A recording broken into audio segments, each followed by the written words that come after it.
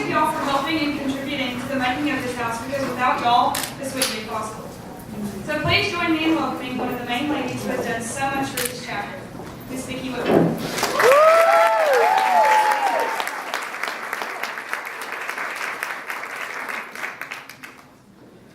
Thank you so much.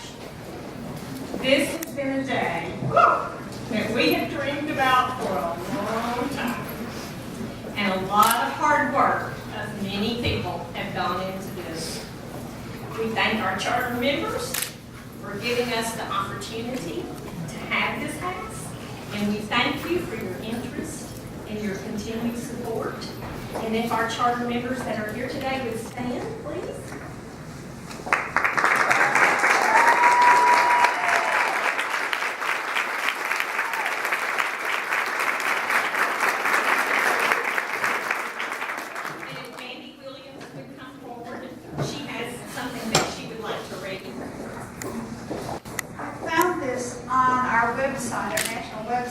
A few minutes before I came up here. It's from Stella, and her words that she says to us are still true today. And she gives us a wish that she and the other three original AOII wish for us. May you have the joy and all, your children, that we have had all the way. May you love one another as happily always as we four have done in a lifelong fellowship without a break. And may your descendants in AOII bring to you the glory that you yourselves are to us today. Your friendship will never end. Even when some of our sisters are gone, we'll think of them.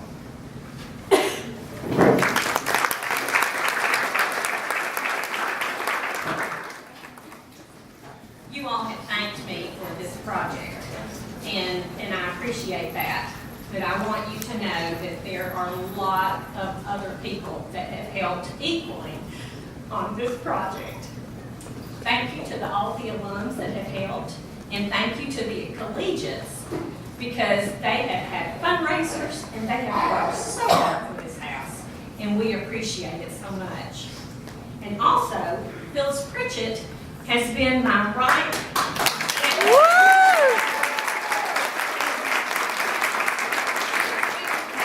every step of the way. I now have a room in her house that's my room. And without a second set of eyes and ears, so we could both decide what did they say and what are we supposed to be doing. I don't know that we would have made it through this. But thank you, Phyllis, so much. We appreciate your prayers, your interest, your gifts, your financial gifts.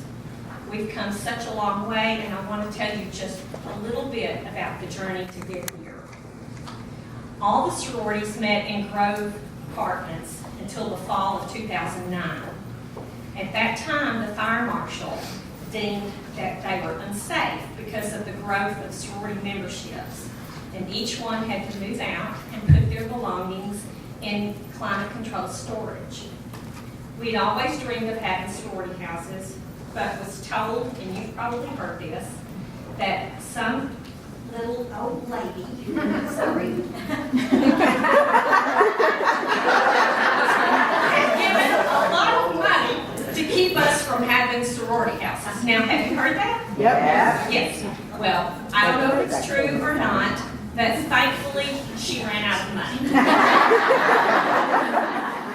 So, after countless meetings with the university, the Sorority Village project was finally approved by the State Building Commission in August of 2012. And it was not until almost 3 years later that we broke ground in the spring of 2013, with completion this past December 2016. After 7 long years of working and planning and 51 years of this chapter's dreams, we have forever changed the lives of Greek women and pray their college and sorority experience will be enriched from it. The goal of our capital campaign is to raise $618,750. Let me repeat that, $618,750, which is the total cost of the house and the furnishings. And because of the support of alumni from across the country and your generous support, we only need $35,000 more. Yes. And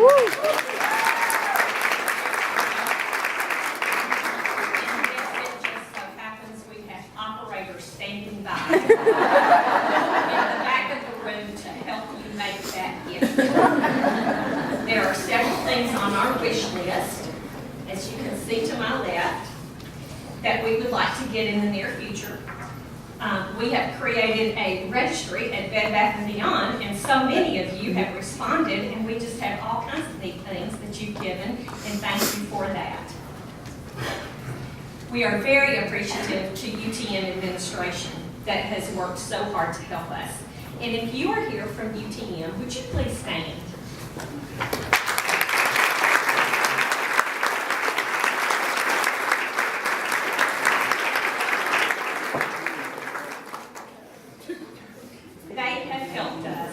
So many ways. And Charlie Deal, our Vice Chancellor of Alumni Relations, and Tim Nip, which I don't think Tim is here, he's Director of the Physical Plant, have been part of this project since day one. And they had to endure a lot of meetings with 8 women from 4 sororities that didn't usually agree on anything. Is it the truth? They are to be commended for hanging with us. And I think that we can easily say that you have just completed a season of Survivor.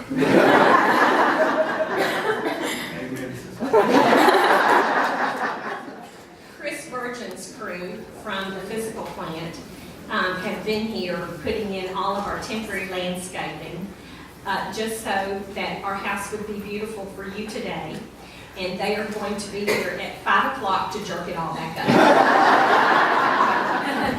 So it will go back into the greenhouse until it is permanently planted later on. But we appreciate you doing that.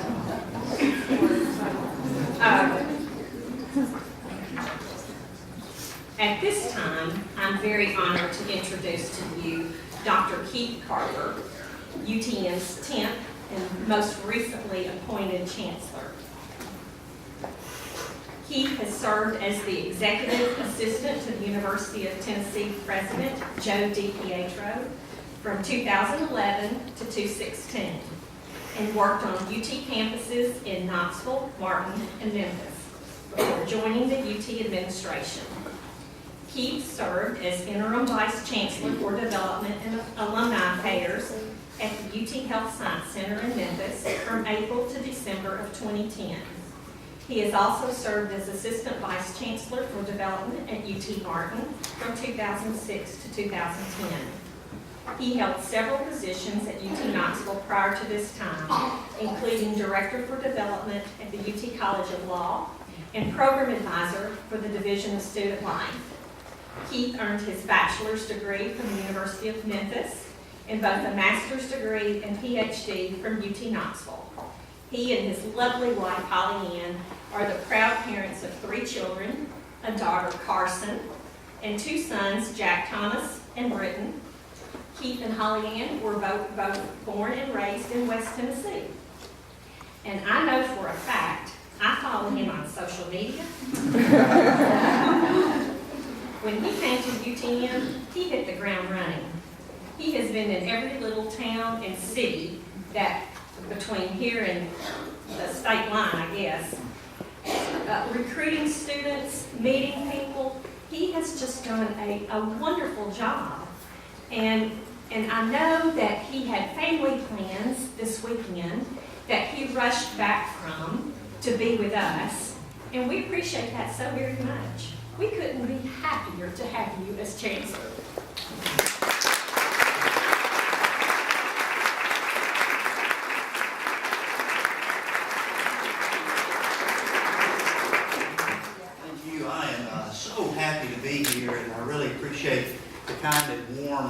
welcome that Vicki gave me. And Vicki and John are some of my longest friends and have known them for several decades through my association with UT, and really happy to be here and celebrate this special day with you all. I want to say a couple things about the university and then a couple things about leadership and AOII. First of all, strong universities have strong Greek organizations. And when you think about student involvement and student engagement, when we talk about graduation rates, and you hear so much nationally about people matriculating through college, people graduating in 4 to 5 years, student satisfaction with their college experience, all that can be traced back into activities that students are involved with on campus. And when you look at the health of this Greek system, it's absolutely amazing.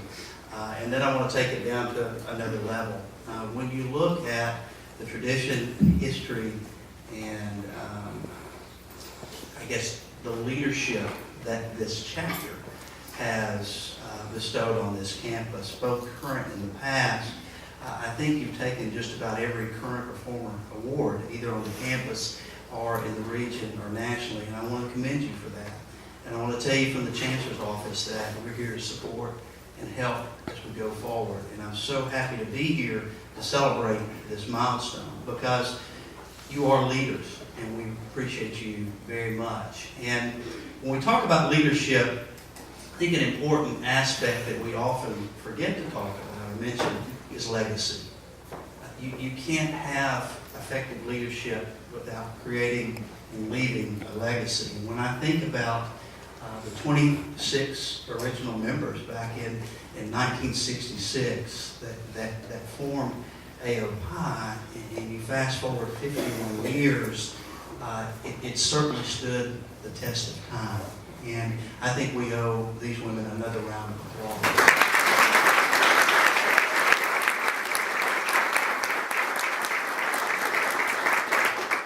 AOII was built to last, and that's amazing. I think another aspect of creating a legacy is leaving something a little better than you found it.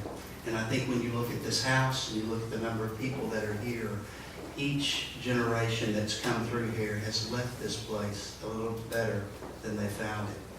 The last thing I want to say, and I want to just, this is to our current active members that are around the back of the room. I want you all to think about these great women that have come before you, and I want you to think about the young alums that are here today celebrating this with you. With leadership and with creating a legacy also creates an obligation. And we talked about something that stands the test of time, and we talked about leaving something a little better than you found it. Well, that's the obligation that our current members are going to have, is to continue to build on this legacy and continue to build and leave AOII a little better than you found it. And it's already really good, so I can't wait to see where this goes in the next 51 years. Thank you very much. Beginning of the project, the university set forth guidelines to have each room named if you worked towards that goal. We have 2 rooms that met those guidelines, and we would like to name them and dedicate them today. So I'd like to ask Whitney Stover and Elizabeth Atkins to make these presentations for us. I'm going to keep mine short and sweet, mainly so I do not just cry up here emotionally in front of you all. But Jerry and Carolyn Gresham have lived a life that we all should try to imitate. Their service to AOII, their service to this university. I hope that one day that someone can say the same thing about me that they said about you guys. You guys are wonderful human beings and done a lot for this chapter. About 16 years ago, maybe, the university took sorority houses off the master plan. They said we're not going to work towards this in our 20-year goal.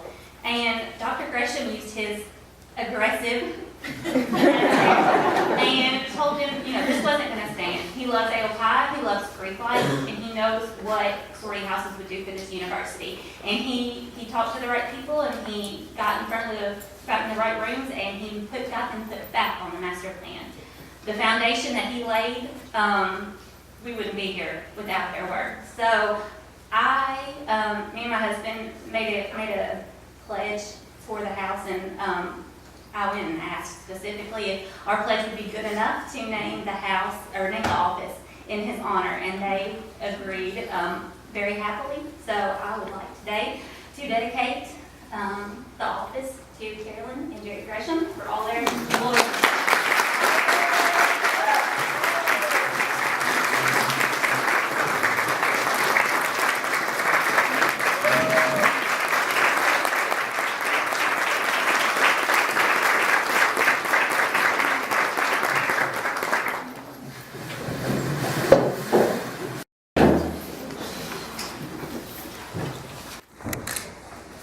Good afternoon. What a great day that we've got for this wonderful, wonderful occasion. Vicki and Phyllis, thank you so much for the countless hours and years that you have poured into this wonderful project, and how excited we all are. I also want to thank the parents of Valerie Harmon Griffin for being here today.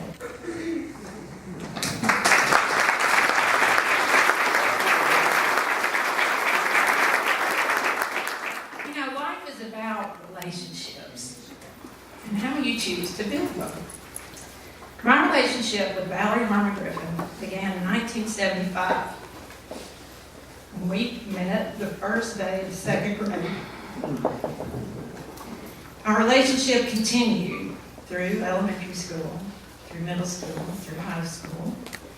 And although we had some different interests, I was a major at the band, she was a basketball player. We still ate lunch every day together at school with our group of friends. So when we went to college, I left to go to University of Tennessee at Knoxville. I pledged AOII there, and she pledged AOII here at UT Martin. So we had that connection again. In my junior year, circumstances in my life changed to warrant me to come to the University of Tennessee at Martin. What I thought was going to be one semester. And one invitation from Valerie to attend a meeting with her changed the course of my life. And the relationships that I've built here at the University of Tennessee at Martin in this AOII chapter doubled my bonus, so to speak. And I would never have built the relationships with these people had it not been for Valerie. So I am just super honored that Vicki asked me to tell you a little bit about Valerie and for the actives, even though you didn't get the chance to know her or meet her. She was super straightforward in her opinions. And if you knew exactly where you stood with her at all times. And if you, as she was pledge educator of our chapter, you chose to maybe not make such a great decision the night before, you were going to get a visit from Valerie. And but she loved this chapter so very much. If you ever needed a researcher, you needed a new washing machine or dishwasher, she was poring over every Consumer Reports magazine that had come out in the last however many years to have done the homework for you. All you had to do was call her. She also, thanks to Miss Jane, was a wonderful thank you note writer. And not only in her composition of the notes, but in her timely delivery of those notes. So Valerie fought a very hard and difficult battle with breast cancer too early, way too early. And as of 2 days ago, it's been 6 years at Mr. Pascal's birthday, correct? And gosh, there's so many of us. We still text and talk on Facebook. Something will call our attention, and we share stories. We share funny stories. She was such a great person, and I hope that you guys will embrace the house that you've got here. And every time that you walk out that foyer door, you will think of the sisterhood that is built here and can continue throughout your life's relationships. So I want to present this to the Harmon and to the house. Into the foyer. Yes, it's going to hang into the foyer, but I'm presenting it so you can see it. That's right. It says this room is dedicated to the memory of our loving sister, Valerie Harmon Griffin, with the impact her life had on so many. And here is her picture, her pen, and her initiation certificate. So thank you again for looking. And welcome, family and friends. We are so thrilled to have you today. We are so thrilled to be here. This is a dream come true. We have worked forever for this house. And we are blessed beyond words. We are thankful for this beautiful day. It's a little cold, but you know what? It's not raining. It's not storming, and the sun is shining down on us. So we are blessed for that. I'm not going to keep you out here very long. I just want you to know how appreciative we are that you are all here. It means more than we can say. It really does. And I'm proud to have all these people here beside us to cut this ribbon, and we are going to do it and let you all come inside and make yourselves warm and at home. Okay? Cut it. Please